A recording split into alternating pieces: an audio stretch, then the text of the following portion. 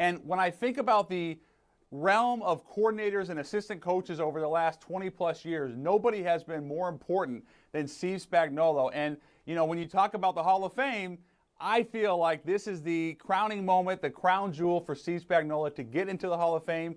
And I can't think of a more deserving coach than him. So, Leroy, coming at it from the perspective of Steve Spagnuolo, right? Going up against this running back who's had an historic season, what can be done? Well, you're going to try to put bodies in place and play different defenses and stuff like that and pray that Jalen Hurts doesn't play football the way he's been playing it the last couple of weeks. Because if you put that much pressure on the run game and he picks you apart, it is going to be a long day. But it's still, to me, when you play running back, Saquon Barkley, there's been guys that stop him. There's been guys in position to stop him. They just haven't.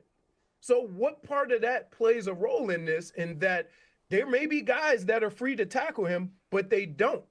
That's a part of the game where, you know, you can be in position to make a play, but very few people have. And I think that's the part of this that we don't even consider. We consider the great defensive coordinator, and Steve Spagnuolo is awesome.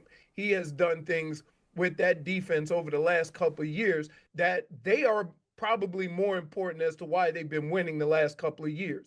But you still got to make the play when it's in front of you. And I question whether anybody could tackle Saquon Barkley right now.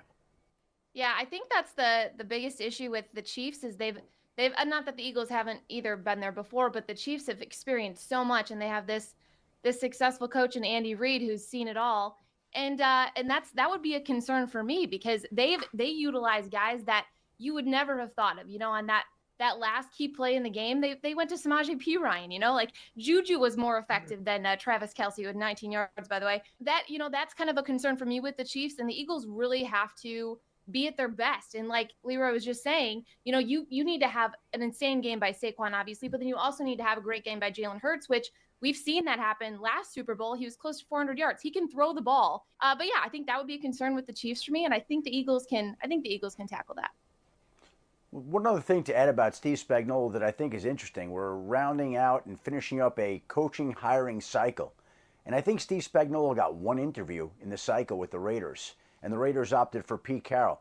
Now, the last time Steve Spagnuolo was a head coach was back in St. Louis, and I would think that since that experience, he's learned an awful lot. And it's amazing to see the success that he's had in Kansas City and the amount of respect he's garnered from his players and fellow coaches, and yet he still hasn't gotten an opportunity. There, as we tape this, is one opening out there right now, New Orleans. Why would New Orleans not want to speak to Steve Spagnuolo if it had the opportunity? And why are these other teams bypassing the opportunity to hire one of the great coordinators in the game, a man who's learned from his previous mistakes, a man who I'm sure would be much more effective in his second go-round as a head coach? Instead, the rest of the league leaves him to be one of the best coordinators in the league for the Chiefs as they try to make their run for a three-peat here.